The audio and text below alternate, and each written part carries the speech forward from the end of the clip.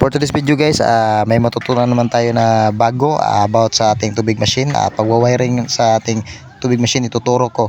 At ito ang ating input ng ating transformer na may red wire na 220 po input niyan. Tapos yung blue, yan po ang output niyan. Bale 12 volts po ang ating output. At papunta po sa sakit ng timer na may red na wire. Yan pong una na sakit at malaki. Yan po ang ating saksakan ng transformer. At saka ito po ang saksakan ng ating coin slot pang detect sa mga piso or 5, or yan po ang ating sensor na di-detect sa mga lahat ng nahuhulog dyan sa ating coin slot. At saka dinayre ko na yan para hindi madali masira. At ito po ang ating water pump na may color coding na red at saka black. Saka ating iti-testing. Ayan po, iti-testing natin. Ayan.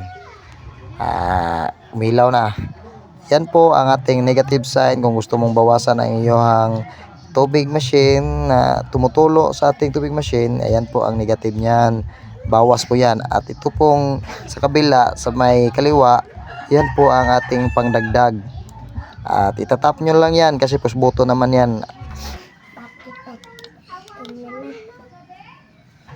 At ito naman po ang ating coin slot. Bali 5 pesos ang tinesting ko kasi wala po akong piso coin.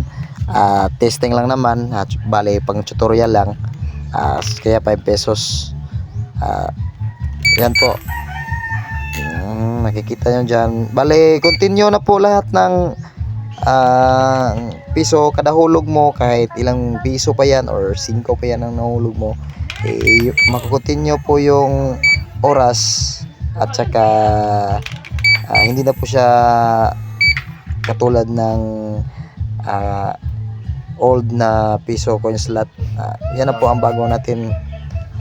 Salamat kay Alan. Kung may mga ganito kayo na mga window machine na gusto nyong i-repair at saka kailangan i-repair, i-PM nyo po ako para matulungan ko kayo. Balamban area or Toledo area lang po ang kaya po natin na puntahan po. At salamat po sa pagsuporta. At kung nagustuhan nyo po ang aking video, huwag nyo po kalimutan na mag-subscribe, like, share, comment na po. At click po ang notification bell. At maraming salamat po sa panonood. God bless us all and thank you po.